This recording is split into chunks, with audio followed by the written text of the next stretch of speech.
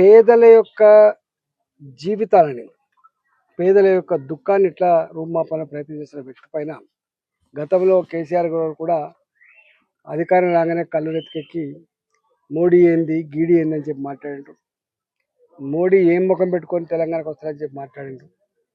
ఇవాళ ఒకవైపు ఢిల్లీకి పోయేమో రేవంత్ రెడ్డి గారు మా పెద్దన్న కేంద్ర ప్రభుత్వ సహకారం కావాలని చెప్పి కోరుతాడు.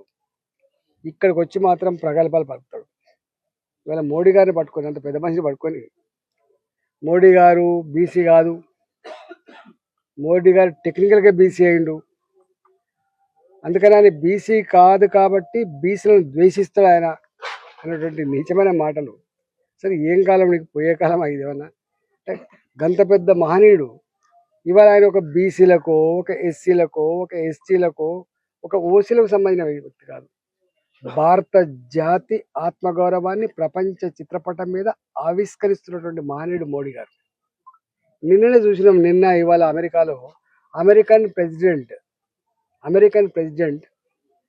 తానే స్వయంగా కుర్చీ లాగి కూర్చోబెట్టి సంతకం పెట్టిన తర్వాత మళ్ళీ కుర్చీ చేసిన గౌరవం ఇలా దక్కించుకున్న దేశం మన దేశము.